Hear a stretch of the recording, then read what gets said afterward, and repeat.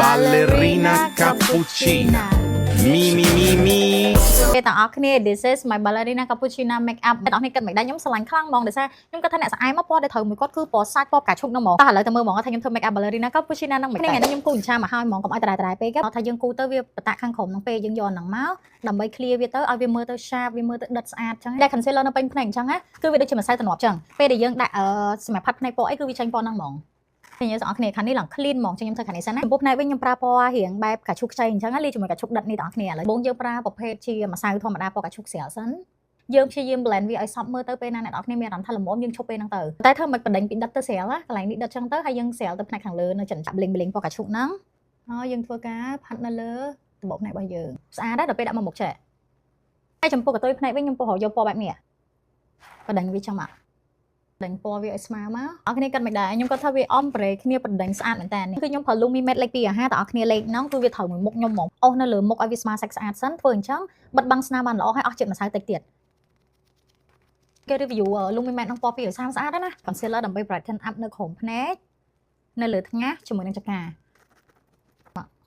ដាក់ concealer ឲ្យឃើញមុខយើងរៀងមើលទៅពណ៌រៀងស្មើគ្នាវិញហ៎ bronzer តើអរគ្នាដោយសារវាឲ្យស្មើទៅលើមុខវាជួយឲ្យមុខយើងសម្រាប់អ្នកមុខធំឲ្យមុខតូចជាងមុនសម្រាប់អ្នកដែលមានមុខតូចហើយគឺវាមិនមែនព្រោះមុខយើងទេវាគ្រាន់តែឲ្យមើលទៅវា warm up បដិញពណ៌គ្នាស្អាតកុំឲ្យមុខយើងគ្រាន់តែដាក់ម្សៅស្អិតមកវាដូចតប៉ែតអត់មាន shape ណាបដិញមួយអា concealer ហ្នឹងស្អាតមែនតើហើយពណ៌រៀងភ្លឺពីព្រោះក្រុមភ្នែកហ្នឹងយើងចង់ឲ្យវា brighten up អញ្ចឹងយើងប្រើម្សៅរៀងភ្លឺចាកន្លែងផ្សេងៗគឺខ្ញុំប្រើជក់បោះជាមួយនឹងម្សៅដែលមានពណ៌ស្រដៀងមួយមុខយើងអត់ភ្លឺពេកទេយើងចង់ focus តែក្រុមភ្នែកទេនេះបងប្អូនគ្នាឃើញទេអញ្ចឹងវានៅតែកន្លែងនេះភ្លឺដដែលហើយកន្លែងនេះគឺវាពណ៌មុខយើងធម្មតាគ្រាន់តែយើងដាក់ម្សៅដើម្បីទប់ជាតិប្រេងទប់ជាតិ skin ទប់ជាតិ foundation របស់យើងដែលយើងដាក់ទឹកមុនហ្នឹងហ៎ហើយបន្ថែមពណ៌ថែមទៀតទៅលើមុខពណ៌ដដែលមកធ្វើជា contour ច្រមុះ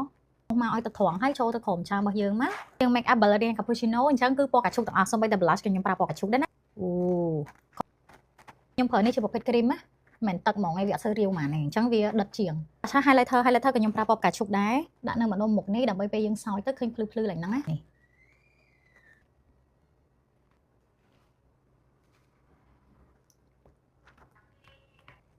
ឥឡូវខ្ញុំពាក់ lens ឲ្យហុំភ្នែកឲ្យ oh my god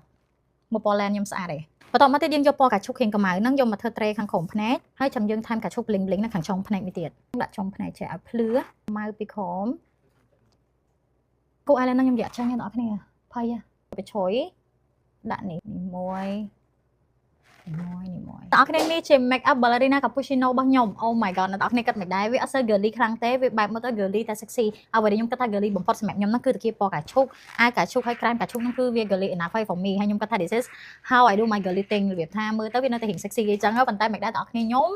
oh my god ខ្ញុំស្រឡាញ់ខ្លាំងដល់អ្នកគ្នាពណ៌កាឈូកគឺខ្ញុំអត់សូវលាបទេប៉ុន្តែឥឡូវខ្ញុំដូរ perspective របស់ខ្ញុំហើយគឺពណ៌កាឈូកក៏វាស្អាតដែរអញ្ចឹងសម្រាប់ make up ballerina cappuccino របស់ខ្ញុំហ្នឹងអ្នកគ្នាឲ្យមកបន្ទុកពី1ដល់10 comment ខាងក្រោមផងណា bye bye